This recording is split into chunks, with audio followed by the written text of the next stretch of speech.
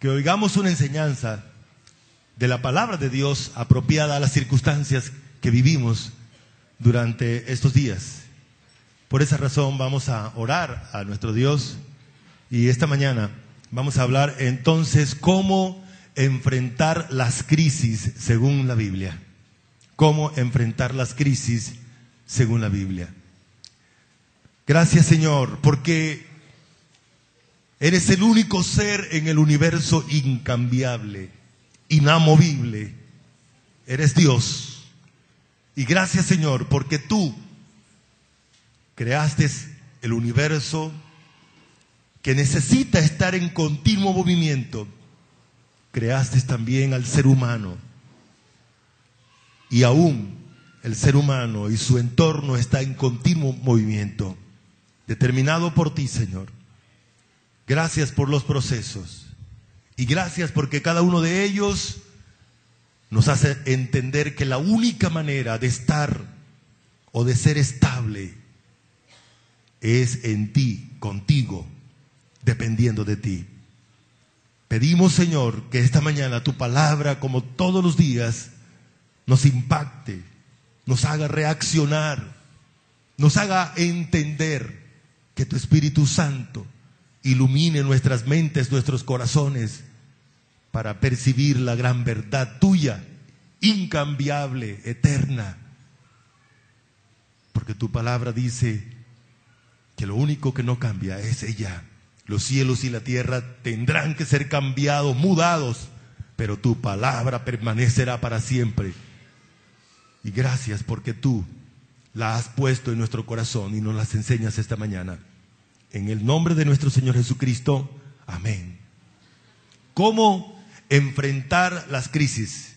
Bueno, hermano, solamente estaba pensando en el momento que estábamos de los versículos. Estaba pensando en los procesos que he sido testigo durante estos casi 14 años de estar aquí en Cúcuta. Recuerdo que recién llegué, visité a un señor que decidió hacer cambios profundos en su mente interior, entrar en una depresión que lo llevó a la muerte. Y la razón fue por la súbita caída del Bolívar en esa época. Ustedes recordarán cómo ha sido este progresivo cambio, en algunas ocasiones más contundentes que otras. Pues déjenme decirles que en la Biblia eso es absolutamente normal.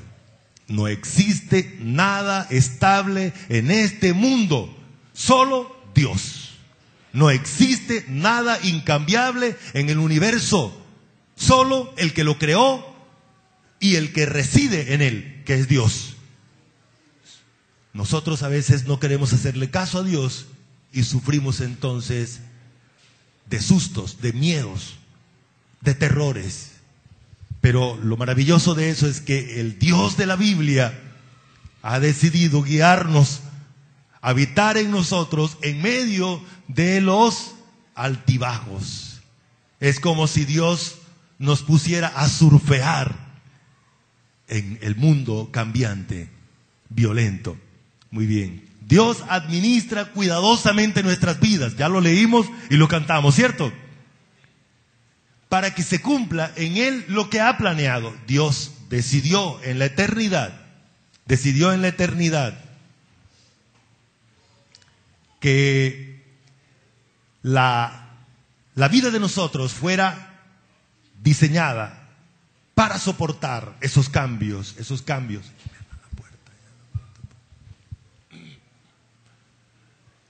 Y el aprendizaje y el perfeccionamiento son dos elementos absolutamente necesarios para la vida de nosotros. Aprendizaje y entrenamiento. Aprendizaje y entrenamiento. Entonces, son elementos prácticos para el creyente. Las circunstancias que estamos pasando son circunstancias planeadas, permitidas por Dios para nuestro aprendizaje y para nuestro perfeccionamiento, para nuestro aprendizaje y para nuestro perfeccionamiento. Las crisis son necesarias. No sé si usted ha leído esto, si habrá oído esto, pero en los pensantes políticos dice que solo a través de las crisis hay cambios. Cuando estamos hablando de asuntos políticos, cuando hablamos de asuntos personales, se necesitan las crisis para que ellas nos estremezcan. Y en la crisis es el mejor momento para aprender. Entonces las crisis son necesarias para aprender, pero también para que haya cambios en la forma de administrar y aún para llevarnos a ver la realidad. Algunas personas se asustan con las crisis. Bueno, déjeme decirle así, nos asustamos con las crisis. Cuando hay relación de pareja y las parejas se hieren, hermanos, eso es real. Cuando uno de los cónyuges ve la imperfección del otro, hermano, eso es real.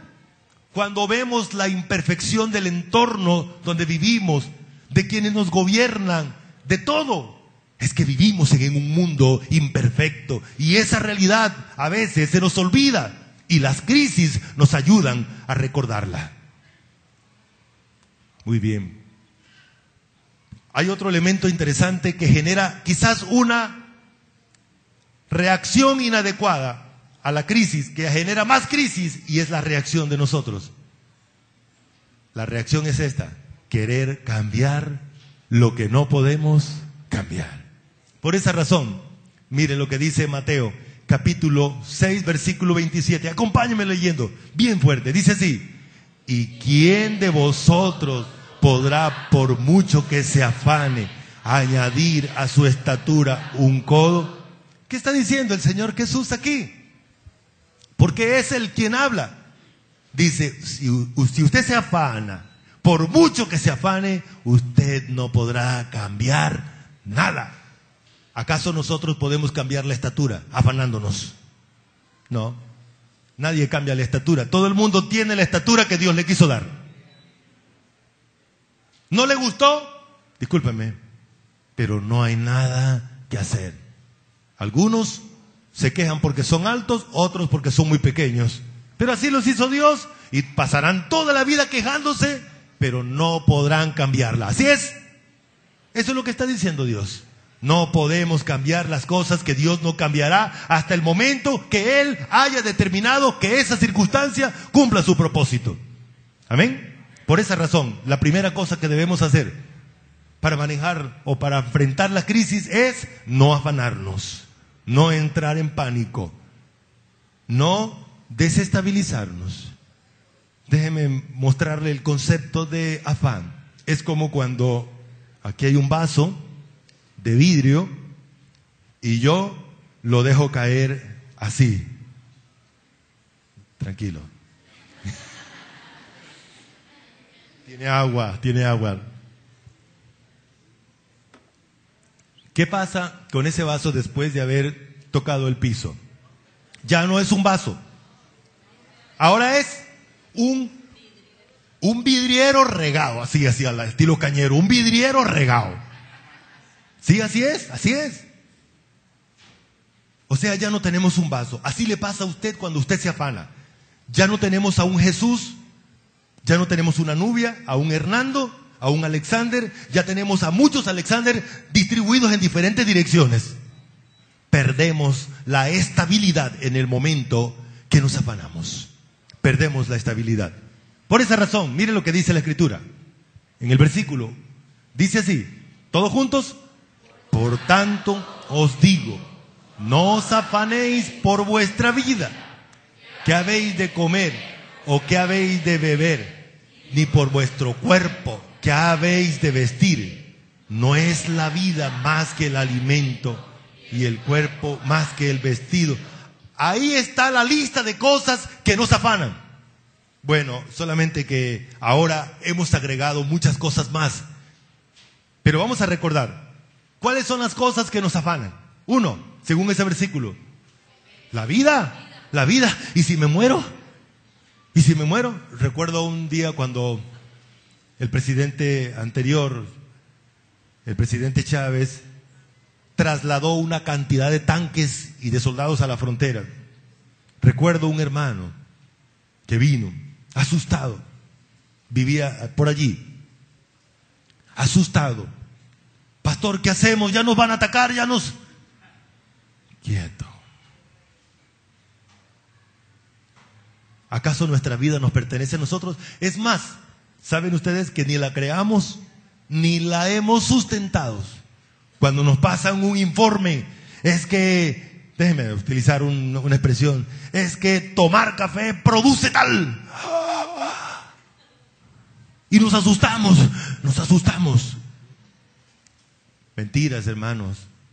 Es interesante que los seres humanos tienen que estar cambiando los datos porque no son precisos, no son perfectos.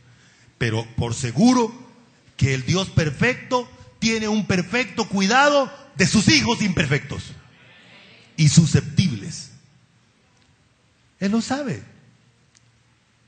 Es el Salmo 103 que dice que Él se acuerda de qué material nos hizo, de dónde nos hizo, cómo hizo nuestro cuerpo y cómo hace Dios para mantener nuestro cuerpo, nuestro polvo ahí acumulado, vivo. Él no tiene ningún problema con eso.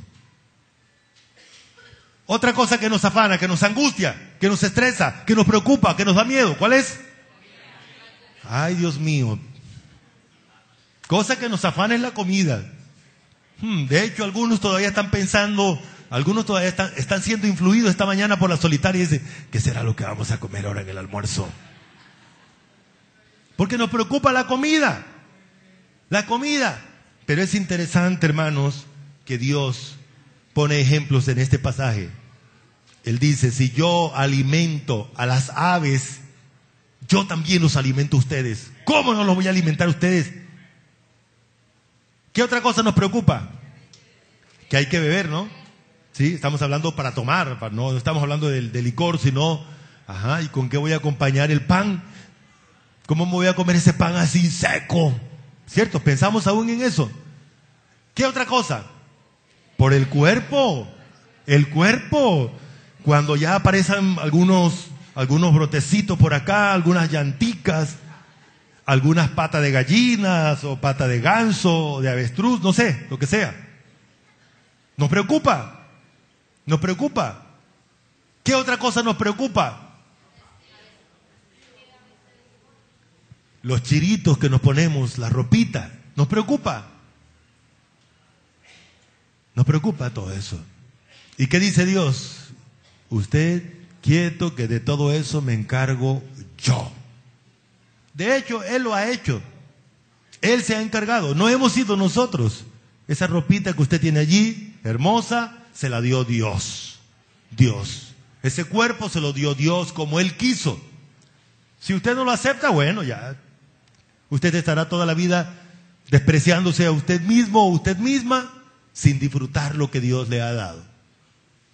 No estoy diciendo que usted sea por allá la última Coca-Cola del desierto o cualquier cosa, pero es lo que Dios hizo. Y eso es lo que dice la Escritura. Bien, sigamos. El afán es el excesivo cuidado de aquellos que no podemos cuidar ni cambiar. Grábese ese concepto. Es necesario cuidar las cosas porque Dios dice, cuide las cosas. Hay que cuidar todo. Pero el afán es el excesivo cuidado. Y para cuidar las cosas hacemos lo que ocurrió con el vaso. Creemos que dividido nos multiplicamos y vamos a poder hacer más. Y es mentira. Y es mentira. Una parte clave es lo que dice la Escritura, no se afane. Recuerde que afanarse, angustiarse, es una decisión que usted toma en su corazón. Usted se prepara, ¿cómo va a reaccionar frente a X circunstancia? El afán es la pérdida de la estabilidad psicosomática, digo psíquica y del cuerpo, porque el cuerpo va a reflejar la inestabilidad. ¿Sí recuerdan la partida del vaso? Entonces, inmediatamente el vaso se cae, se quiebra y se dispersa hacia diferentes direcciones. el cuerpo va a reflejar eso. Entonces el corazón se va a acelerar y los pulmones, la adrenalina va a salir disparada, las neurotoxinas van a salir disparadas y se van a localizar en algunas partes de su cuerpo y después usted va a sentir el dolorcito acá, los problemas del colon, los problemas de cualquier tipo de alteración de su cuerpo o somática. Entonces el afán es la pérdida de la estabilidad psicosomática por la ansiedad que se apodera de nuestra mente. Y ya recuerden el versículo: nadie podrá cambiar lo incambiable. Para nosotros los seres humanos. Muy bien. Vamos a ver rápidamente algunos remedios para el afán. Uno de los remedios, según este pasaje, es que mire. ¿Qué debe mirar? Dice el trato de Dios con los animales. Si los animales son diferentes a nosotros, porque los animales no son personas, tienen una vida animal y para Dios tienen un valor. Y dice, ¿cuánto más no va a valer usted? Que Dios lo hizo para estar con Él allá en el cielo. Y dice Dios, mírelo, mire cómo trato yo los animales, mire cómo trato yo los lirios. Mire, todavía, bueno, ya tenemos unas florecitas todavía, pero en estos días se llenó esto de flores. Y dice que quién le pone a esas flores el color, a esas plantas el color. Yo las visto así. Y dice, yo también te he visto a ti. Si pensaba que era usted, o que era su marido si es mujer, o su mujer si, o su patrón, está equivocado. Son instrumentos de Dios, sí. Pero al fin y al cabo, el origen del vestido que usted tiene es Dios. Es Dios. ¿Estamos de acuerdo, hermano? ¿Son textos que usted conoce? Por favor, anótelo ahí, subráyelo, para que lo relea en su casa. Qué bueno volver a hacerlo. Otra cosa que debe hacer, mire las aves, mire los olivos. La segunda cosa que debe hacer, sigamos, vamos a leer estos dos versículos. Y yo quiero pedirles a ustedes, con esa voz hermosa que Dios les ha dado y fuerte, que lean la palabra de Dios para que el micrófono pueda percibirla. 1, 2, 3.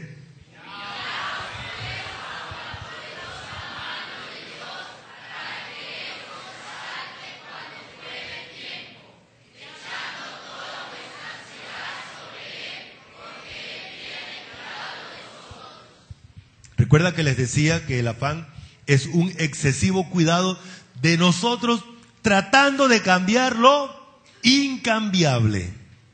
Tratando de cambiar lo que Dios no va a cambiar hasta cuando Él lo determine, lo quiera, si quiere. Él maneja su universo de manera soberana. Nuestras vidas las maneja de manera soberana. Ahora, ¿qué queremos hacer nosotros? Cambiarlo. Entonces, ¿qué dice Dios? Primero, humíllese. ¿Qué es humíllese? Humillarse es reconocer que yo no puedo cambiar lo que no puedo cambiar. Que yo no soy Dios, soy una simple criatura que dependo de las determinaciones soberanas de Dios. Eso es humillarse, reconocer lo que soy. El orgullo de nosotros nos ha hecho creer que somos dioses poderosos.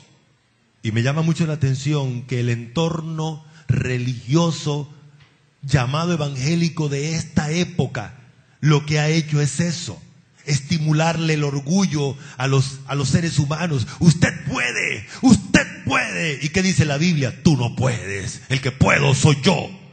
Eso dice Dios. Eso dice Dios. Y humillarse es eso, es reconocer que yo dependo de las determinaciones de Dios. Que yo solo soy criatura, no soy creador. Que soy un ser humano, no soy Dios. ¿Correcto? ¿Y cómo debo humillarme según este versículo? Hombre, dejándole las cargas a Él. Señor, yo no puedo cambiar esto, cámbialo tú cuando quieres. Esto nos toca aplicarlo en la relación de pareja porque los hombres queremos cambiar a las mujeres. Entonces, ¿qué hay que hacer? ¿Qué es humillarnos aquí? Señor, cámbiala tú, cuando tú quieras. Viceversa, mujeres, intentando toda la vida cambiar al marido y se arman tremendas peloteras. ¿Qué hay que hacer? Señor, cámbialo tú. Échele la carga a Dios. Y vamos a hablar aquí con toda libertad, hermanos, porque es que he oído muchos creyentes siguiendo el mismo modelo del mundo, hablando del presidente de Venezuela, hablando del presidente de Colombia. Bueno, ¿cómo así? Hasta yo no he encontrado un versículo en la Biblia que diga que un ser humano tiene la capacidad de gobernar el universo. No tiene la capacidad, hermanos, pero sí encontramos en la Biblia que los seres humanos son puestos con un propósito divino, nos guste o no, así es. Y que ese propósito para los hijos de Dios siempre será para bien. Y sabemos que a los que Dios aman, todas las cosas nos ayudan a bien. Entonces, hermanos, dejemos de estar hablando de los seres humanos, elevándolos a la categoría de Dios que no lo son. Más bien debemos pensar, bueno, ¿qué va a hacer Dios con todo esto? Esperemos que va a hacer Dios con todo esto. ¿Correcto, hermanos? ¿A quién irá a subir Dios de presidente, de alcalde? No sabemos. Pero el que Dios decida poner allí, nosotros debemos orar por él. No estamos diciendo, bueno, elevarlos ahora a la categoría de Dios. No, porque solo son seres humanos. Y no olvidar que el entorno del ser humano sin Dios es como la Biblia lo determina. Entonces, eso es humillarse ante Dios. La segunda cosa que debemos hacer, que ya estábamos sobre ella, es ore. Las circunstancias son utilizadas por Dios para llevarnos a orar. Para llevarnos a orar. Vamos a leer, hermanos. La palabra del Señor dice así, en boca de ustedes: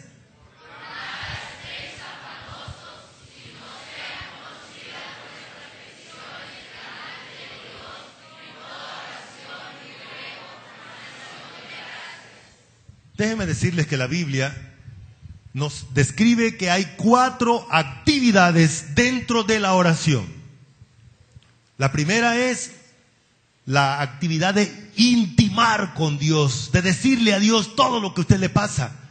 Según Mateo 6, meterse por allá en el rinconcito, cierre la puerta y derrámese en lágrimas si es necesario delante de Dios y cuéntele detalles a Dios que le va a dar vergüenza que otros oigan. Allá en su intimidad, usted y su Padre, porque de eso se trata la oración. La oración es una intimidad profunda entre Dios y sus hijos.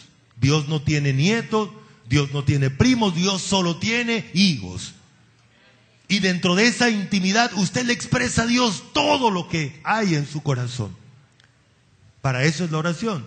2, el término ruego, en otras ocasiones petición o súplica, indica que Dios, a través de la necesidad que usted pasa, lo impulsa para que le ruegue, para que le pida, le suplique por situaciones específicas, por necesidades específicas suyas, de su familia. 3, intercesión. Entonces Dios le va a llevar a que vea las necesidades de otros hermanos y aún no hermanos y ore por ellas, usando su posición como hijo de Dios. Esa es intercesión. Y nos hace falta una: acciones de gracia. ¿Para qué son las necesidades? ¿Para qué son los problemas? Señor, gracias. Porque la Escritura dice, dad gracias en todo, en todo. Dios no le dice, si le gusta, dele gracias, deme gracias. Es en todo. Esa es la orden de Dios. Entonces tiene trabajo. Hay 4 áreas que debe desarrollar dentro de la oración. La oración para intimidar o establecer esa comunión o disfrutar esa comunión que usted tiene con Dios. 2, súplica, peticiones. 3, intercesiones. 4, agradecimiento. Muy bien. Por esa razón la oración es la expresión emocional, íntima, espontánea de un hijo de Dios dirigida hacia su Padre. A propósito de eso, la Biblia dice La doctrina de la oración en el Nuevo Testamento dice que las oraciones son dirigidas hacia el Padre Celestial. En el nombre de Cristo indica que usted puede orar porque Cristo está en usted, porque usted es un hijo de Dios y Cristo le ha dado la posición de hijos, la autoridad, como dice Juan 1:13, 12 y 13. Mas a todos los que le recibieron, a los que creen en su nombre, les dio potestad o autoridad de ser hijos de Dios. Dios no oye a los que no son sus hijos. De hecho, los que no son hijos de Dios no oran, ellos rezan, ellos repiten. A propósito, es un privilegio solo para los hijos de Dios, para más nadie. Y esa autoridad que Cristo le ha dado, entonces ahí entra el Espíritu Santo. Dice Romanos 8:26 que el Espíritu lo toma a usted, como cuando uno toma un micrófono o un instrumento y lo usa para la oración. El creyente no ora porque quiere, Dios tiene que capacitarlo para que ore. La oración es una interrelación sobrenatural y para ello se necesita la intervención del Espíritu Santo. Muy bien. Así es la oración, Dios mismo la origina y la dirige hacia Él mismo. Vamos a leer estos textos, hay varios textos aquí y luego hacemos una pequeña. Ustedes leen muy bonito. La palabra del Señor dice así.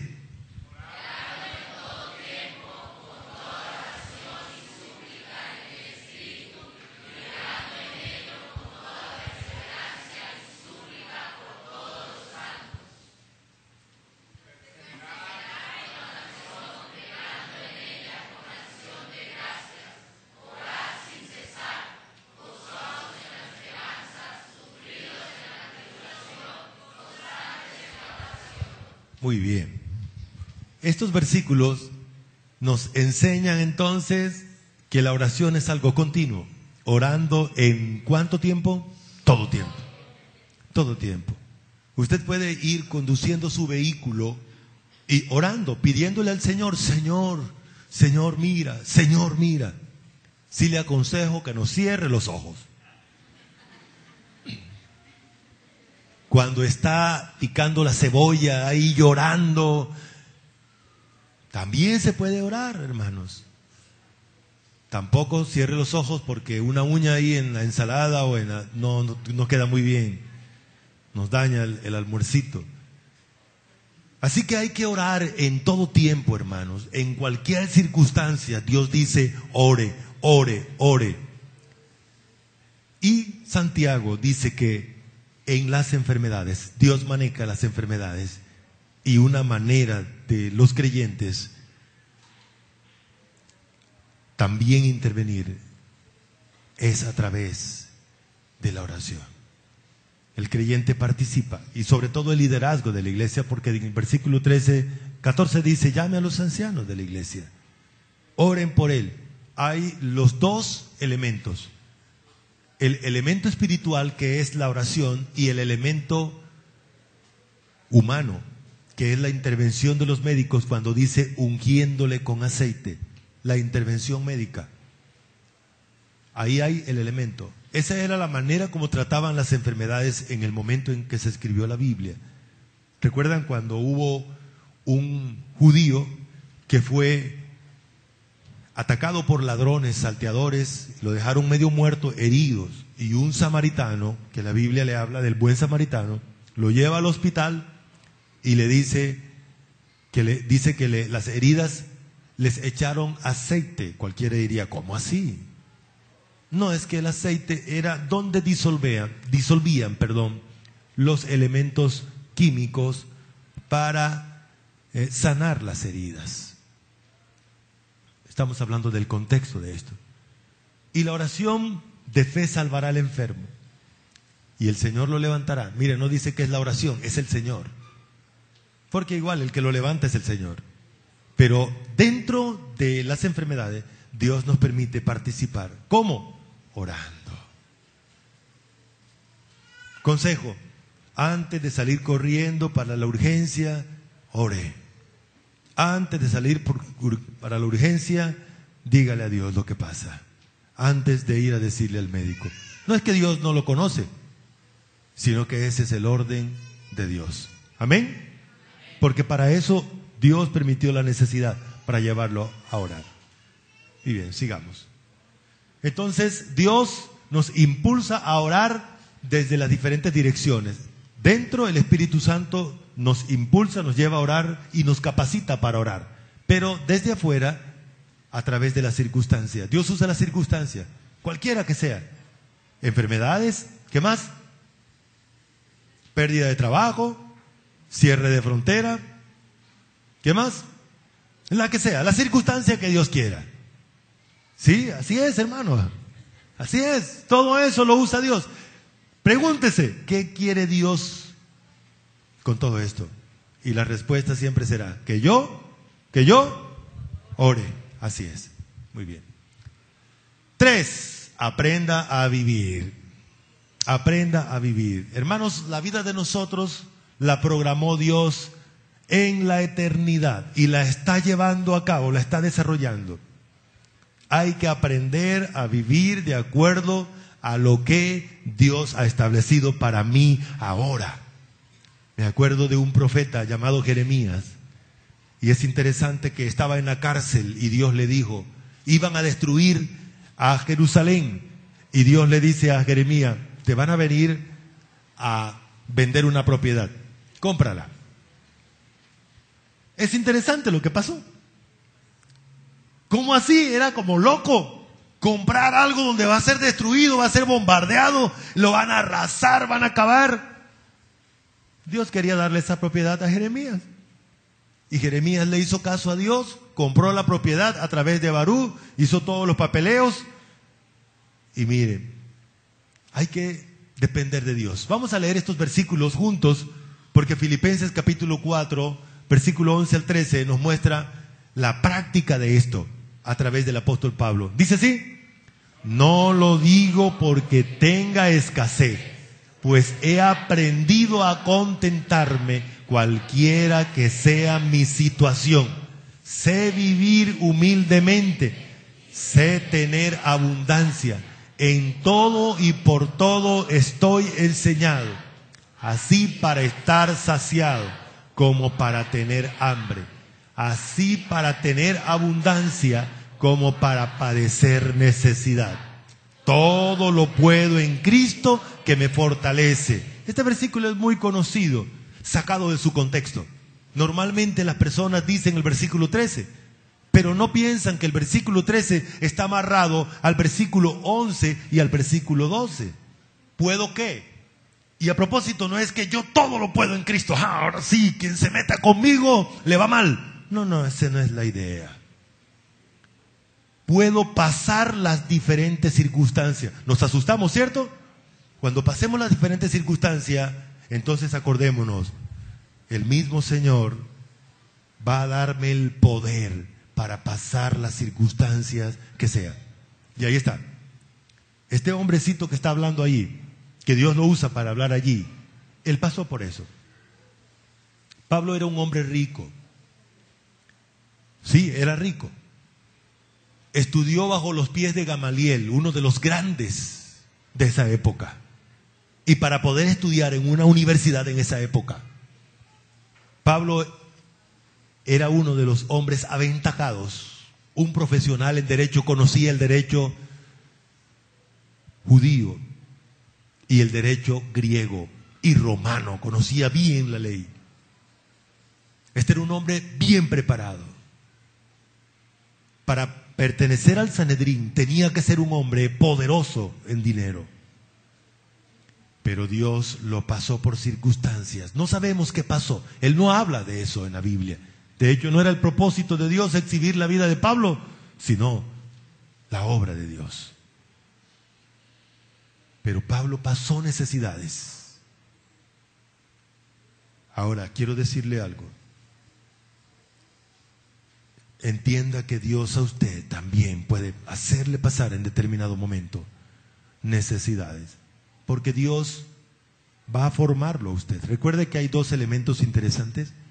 Usted necesita aprender la humildad. Usted necesita aprender cómo funciona la fe.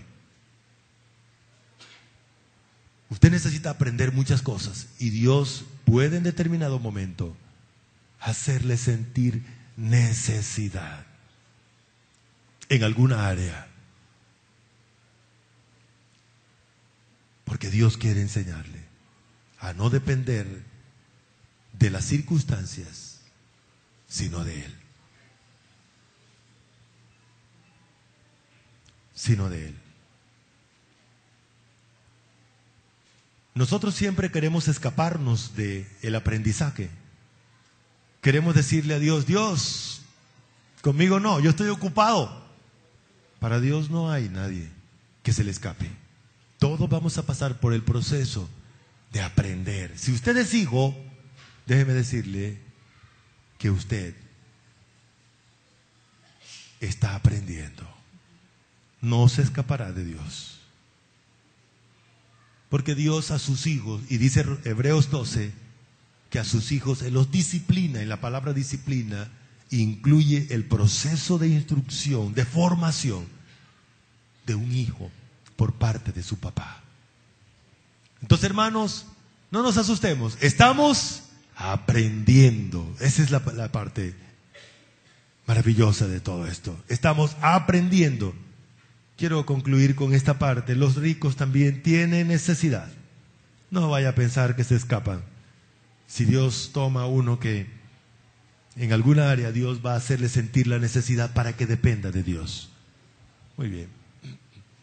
Entonces Dios desarrolla la fe, Dios desarrolla el amor, Dios desarrolla el gozo, la humildad, la paciencia, la mansedumbre en los creyentes por medio de las necesidades que se pasan.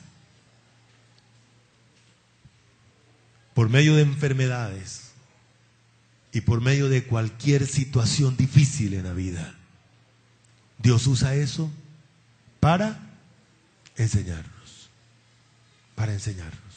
Y entonces ahí sí podemos decir el versículo todo junto. Todo lo puedo en Cristo. Hermano, parece que los desanimé con lo que les enseñé. Vamos a decirlo bien fuerte. Ustedes lo saben de memoria. 1, 2, 3. Eso sí. Ahora sí, algunos consejitos para aplicar esto. Dependa de Dios, no dependa de las circunstancias. No dependa de las circunstancias. Por seguro, sería bueno que usted tuviera la oportunidad de cada vez que pase por una circunstancia, escriba lo más que pueda. Porque saben ustedes, hermanos, Dios nos enseña enormes cosas. No he vivido mucho, pero le cuento que Dios me ha enseñado que las circunstancias son un instrumento de Dios para enseñarnos. Por eso las circunstancias pasan, pero Dios está con nosotros por la eternidad. Espere la dirección divina, no se meta en ningún negocio, no haga cambios en su vida hasta que no esté seguro, Espere. Uno de los versículos que Dios me ha permitido ver en mi vida y en la vida de otros hermanos es el que le dijo Dios a través de Moisés al pueblo de Israel: esperad, estad quietos y esperad la salvación que os traerá Jehová. ¿Sí recuerdan cuándo ocurrió eso? Cuando el pueblo estaba arrinconado, el mar al frente, detrás el desierto y un ejército faraón que los devoraba vivos, que los masacraba. Y los críticos allí diciendo: ¿para esto nos trajiste a Moisés? ¿Para que muramos aquí? ¿No habían tumbas allá en Egipto? Quédense quietos. Y por esa razón usted va a encontrar esa expresión continuamente en el libro de los Salmos. Espere y vea cómo Dios soluciona los problemas que usted no podrá solucionar. Se desgastará tratando de hacerlo, pero no podrá, porque usted no es Dios. Entonces, espere la respuesta divina. Ajuste el consumo de la provisión a la provisión divina. O sea, siempre tenga en cuenta esto. Dios es el modelador o el moderador. Siempre piense en Dios. Dios es el que le va a decir hasta dónde usted debe gastar, ¿correcto? Hasta dónde debe consumir. Es Dios. Y eso lo va a hacer de manera particular en su vida. Así que sea sensible a eso. No preste sin necesidad o capacidad de pago. Bueno, eso lo vamos a ver ahora más tarde. Sigamos. 4, ahora sí. Este versículo también hay que leerlo bien fuerte porque la palabra indica que hay que hacerlo fuerte. La palabra trabajo, hay que hacerlo fuerte. Dice así, ustedes leen bien fuerte, la palabra del Señor dice así.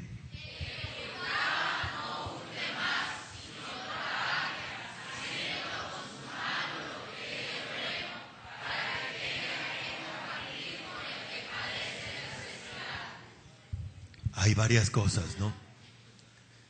Estaba pensando que hay trabajos que Dios no le llama trabajo. ¿Sí? Hay personas que creen que están trabajando y es posible que lo que estén es robando. Y si robar es un delito, no importa qué nombre, no importa si la sociedad o el gobierno lo estipula o lo certifica, lo vuelve legal, es ilegal delante de Dios. Y como todo pecado, trae consecuencias. Así de sencillo. ¿Saben que hay necesidades que las personas se crean, no son verdaderas necesidades? Y hay personas en el entorno creándonos necesidades inexistentes para su lucro personal. Y las personas le creen, caen en la trampa. Pero bueno, ambos llevan. Esta imagen, analicen. Estaba pensando que hay trabajos que los seres humanos despreciamos. ¿Cierto? Hay trabajos. Nos gusta lavar la poceta, el baño. Sobre todo que usan otros, pero Dios dice que es trabajo. Y gracias a Dios, porque Dios tiene personas para que ejecuten esos trabajos. ¿Qué pasaría si no hubiese personas recogiendo los cadáveres? ¿Qué pasaría? La infección nos mataría. Nos mataría. Personas que manejan desechos o varias cosas. Gracias a Dios por esas personas, hermanos. Estaba pensando en eso. Esta imagen la quise mostrar para que entendamos. Si hay esfuerzo físico, todo trabajo es digno. Si hay esfuerzo mental, si las personas se esfuerzan, como dice allí, trabajen con sus manos haciendo lo que es bueno, es trabajo.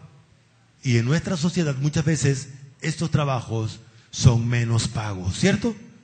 Pero son trabajos igual a cualquier trabajo. Trabajos de riesgos. Muy bien. Trabajar es realizar un esfuerzo que agota, que cansa mental y físicamente. Eso es trabajo. Trabajo es la realización de una actividad pesada. Hay actividades pesadas, aunque no sea llevar pesos. Si hay un esfuerzo mental, a veces los esfuerzos mentales inclusive son más desgastantes que los esfuerzos físicos. Así que no despreciemos los trabajos, porque a veces nosotros hacemos eso. Despreciamos a los que trabajan en esto y los que trabajan acá, esos sí son trabajos. No, hay muchos trabajos. Ese en 1 Corintios 4:12, nos fatigamos trabajando con nuestras propias manos. Nos maldicen. En esa época parece que todavía también había el problema. Pablo era despreciado por un trabajo que tenía. ¿Recuerdan cuál era el trabajo de Pablo? Hacer carpas. Muy bien. Sigamos. La Biblia dice que debemos trabajar para no robar. Para no robar. Hay que trabajar verdaderamente, con las manos, con nuestro esfuerzo, haciendo lo que es bueno, dice la Escritura, lo que es bueno. Trabajar para no ser perezoso. Eso es un problema que vamos a verlo ahorita. Trabajar para sostener la familia. Y asimismo, trabajar para ofrendar, trabajar para compartir con los que padecen necesidad. Así dice la Biblia. Sigamos. La Biblia también nos ordena que debemos trabajar de manera ordenada y de manera esforzada. Proverbios dice, ve la hormiga, oh perezoso, mira sus caminos, sé sabio. Hay que trabajar sabiamente. Hay que trabajar sabiamente. La cual, no teniendo capitán, ni gobernador, ni señor, prepara para en el verano su comida y recoge en el tiempo de la siega su mantenimiento. Hay que trabajar. Dios pone a la hormiga como ejemplo. Pasé junto al campo de un hombre perezoso y junto a la viña del hombre falto de entendimiento. Y he aquí que por toda ella habían crecido los espinos, ortigas ya había cubierto su faz y su cerca de piedra estaba ya destruida. Miré y lo puse en mi corazón, lo vi y tomé consejo. Alto allí. Si Dios le da a usted un cuartico de 1 metro por 2 metros para vivir, manténgalo limpio, ordenado y lo mejor administrado. Esfuércese. Algunos piensan en esto. No, yo voy a administrar bien esto es cuando tenga una casa de 20 por 20. Ahí sí, de 3 pisos. Ahí sí lo voy a...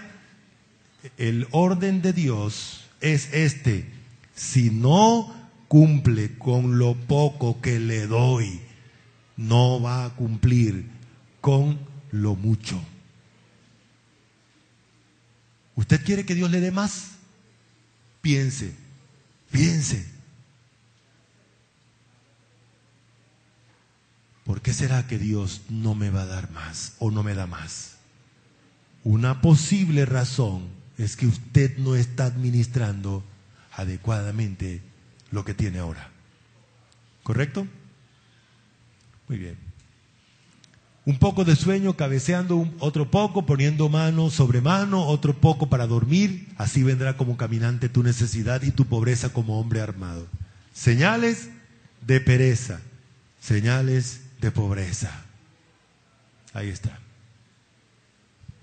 Muy bien, sigamos.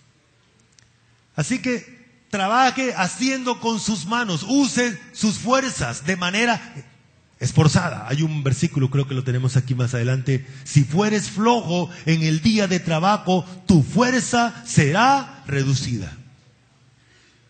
El que no está dispuesto a trabajar. Hay personas que dicen, no, ese trabajo no, eso no va conmigo. Si Dios le está proveyendo un trabajo, hágalo. No le va a dar algo mejor si usted no se esfuerza. Entonces, use sus capacidades para trabajar. Es interesante que Dios le da a cada ser humano capacidades naturales. Y esas capacidades son para que las use de manera esforzada. Algunos aquí trabajan enseñando niños, docentes, maestros. Otros de diferente manera. Pero son capacidades que Dios le ha dado para que usted se esfuerce. Use las energías para producir. Trabaje enfocado en satisfacer necesidades de otros. ¿Sabe cuál es el problema de nosotros los seres humanos? Ahora se los muestro. Trabaje sin avaricia. Trabaje sin quitarle nada a nadie. Trabaje sin engaño. Trabaje para Dios. Dios dice, todo lo que hagáis, sea de palabra o de hecho, hágalo en el nombre del Señor Jesús. Muy bien. Primera de Timoteo. Mire, ¿por qué razón algunos se sienten frustrados con el trabajo? Porque lo único que tienen en su mente es el signo peso, peso, peso. Y no sabe, bueno, dólares, bolos. Bueno, entonces no saben que Dios no establece riqueza solamente con dinero. Las riquezas son más que el dinero. Y es posible que algunas personas tengan grandes riquezas y piensen que son muy pobres. Primera de Timoteo 6, 8 al 10. Así que teniendo sustento y abrigo, estemos contentos con esto. Porque los que quieren enriquecerse caen en tentación y lazo y en muchas codicias necias y dañosas que hunden a los hombres en destrucción y perdición. Porque raíz de todos los males es el amor al dinero, el cual codiciando algunos se extraviaron de la fe y fueron traspasados de muchos dolores. 5. Bueno, Dios dice que usted debe trabajar con la expectativa de compartir con el que padece necesidad. Es interesante. Ese es uno de los proyectos. Yo voy a trabajar porque yo tengo que compartir con otros. Ya tenemos el versículo allí. Sigamos. Job, haciendo venir delante de él el clamor del pobre y que oiga el clamor de los necesitados. Óigame lo que voy a decir. Es muy sensible. Los necesitados no están allí accidentalmente. El Señor Jesús dijo: a los pobres siempre los tendréis. Los necesitados son una provisión de Dios para desarrollar el amor, la fe y la misericordia suya. Así que siempre hay algo para compartir con un necesitado. Amén. Siempre. Ahí hay varios versículos que nos hablan de eso. Y aquí está la doctrina del Nuevo Testamento establecida por Cristo. Vamos a leer, ustedes leen bien fuerte Hechos 20:35. En todo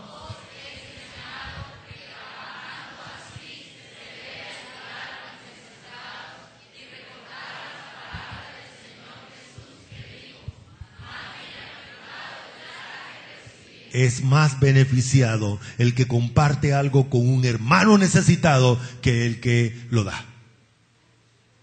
Perdón, que el que lo recibe. Que el que lo recibe. Y es interesante lo que dice la Biblia. El que lo hace, Dios le va a suplir lo que sacó para darle al otro. También en Gálatas nos habla de que no nos cansemos de hacer el bien. Y dice que debemos hacerlo mayormente con los de la familia de la fe. ¿Correcto? Ahora más tarde, en la época de los anuncios, vamos a hablar de esto. Porque hay necesitados en Cúcuta por la situación de la frontera. Y el concilio tiene un plan para ello, basado en estos principios de la Biblia. Muy bien. Pero también debemos incluir este elemento. ¿Cómo enfrentar? Algunos hermanos podrán decir: bueno, yo como hay crisis no voy a ofrendar. No, hermanos. ¿Por qué razón? Porque la ofrenda es una expresión de adoración a Dios, como dice el primer libro de Crónica. De lo recibido de tu mano te damos. O sea, ofrendo en honor de aquel que me dio todo y me provee todo. Y yo le digo: Señor, gracias, te adoro. Porque la ofrenda es adoración a Dios. Vamos a leer este texto que es muy conocido. Dice así: cada uno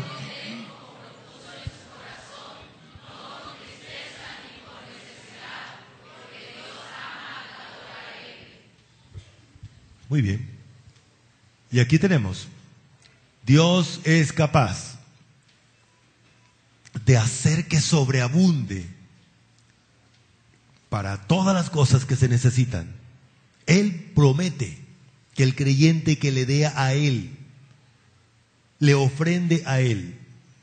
Déjeme aclarar algo aquí. Todas las ofrendas que se hacen hoy o que se hablan hoy no son hacia Dios porque violan los principios de Dios. Ejemplo, he oído que en algunas partes le dicen a los creyentes: vaya, preste para que le dé a Dios. Resulta que la ofrenda es de lo que Dios le ha dado, ¿correcto? No es de lo que usted no tiene. Eso no es correcto. Segundo, la ofrenda la establece usted y Dios. El versículo dice: como propuso. El término propuso es que con anticipación usted decidió delante de Dios cuánto va a ofrendarle a Dios. Así que una ofrenda donde otros manipulan al creyente y le hacen sentir triste, obligado, lo oprimen, lo presionan, lo manipulan para que dé, no se llama ofrenda a Dios, ya se llama otra cosa. ¿Sí está claro eso? La ofrenda es voluntaria, dice la Escritura, y es generosa. La generosidad no tiene que ver con la cantidad, sino la disposición del corazón. El individuo lo hace con libertad, con gozo, con alegría. Esos son principios en cuanto a la ofrenda. Cuando Dios ve su corazón así, entonces Él recibe la ofrenda. ¿Correcto, hermanos? Él recibe la ofrenda. Y la otra cosa, la ofrenda no es limosnas. Aprovecho la oportunidad para decirles, hermanos,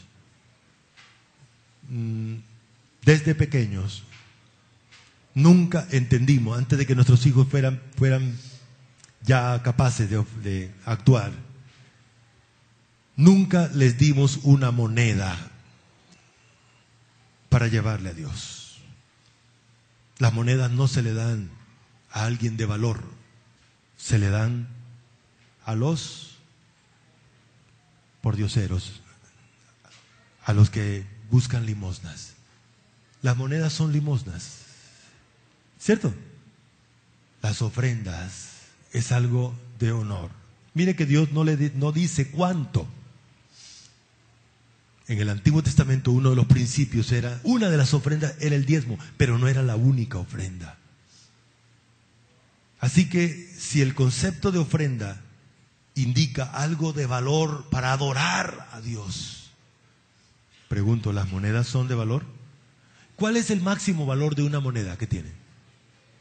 Nada más. Nada más. Nada más. Ahora, siempre hago esta comparación.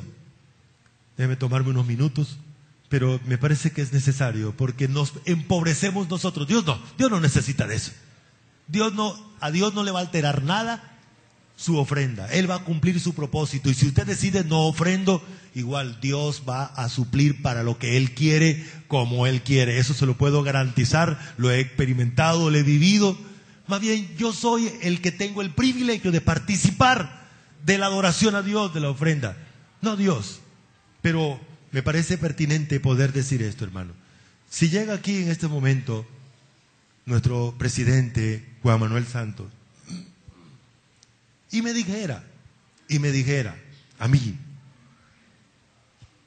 Señor Jesús, se me quedaron la tarjeta, pasó cualquier tipo de cosa, necesito ir a los patios. ¿Será que usted me puede regalar? Estoy recogiendo para la buceta. ¿Será que usted me puede regalar una moneda? ¿Qué cree usted que yo le daría a Santo? Yo tengo monedas en mi bolsillo, mi moneda en el bolsillo. No, Berna. Yo no le daría una moneda, ¿cierto? ¿Qué le daría a usted? Uy, usted le daría un billete mínimo.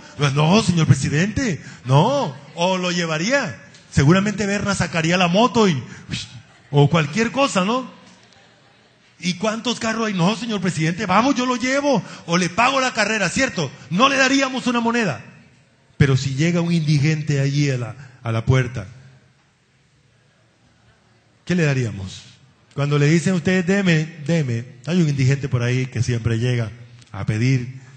Bueno, ya me cambió el título, ya no me dice padre, ahora me dice pastor. Bueno, y vamos mejorando. Y se arrodilla ahí. ¿Qué le damos? ¿Qué hago yo? Sinceramente, meto la mano al bolsillo y en lugar de buscar billete le doy una moneda. Miren ustedes la categoría. ¿Se da cuenta el concepto de adoración a Dios? ¿Qué está diciéndole de usted a Dios cuando le da? ¿O qué está diciéndole a su hijo cuando usted le da monedas a su hijo? Vaya, lleve la ofrenda a Dios. Realmente lo que usted le está diciendo es, llévele la limosna a Dios. ¿Sí estamos? ¿Sí estamos, hermanos? Eso me ayudaron a entenderlo comenzando mi vida cristiana, ministerial. Y Dios abrió mis ojos y dije, no, Señor, Para Dios, lo mejor. Lo mejor. Y ese concepto tuve el privilegio de enseñárselo a mis hijos. Monedas no. No, Señor. Bien, hermanos. Listo. Sigamos de ofrenda. La ofrenda, ya hablamos de estos, con voluntad, con generosidad, por la gracia, con alegría, sin tristeza, sin necesidad. Nos toca irnos a la siguiente. 7, no gaste todo. No gaste todo. Ahorre. Ahorre. No, pero es que, mentiras, el Dios suyo es grande, hágale caso.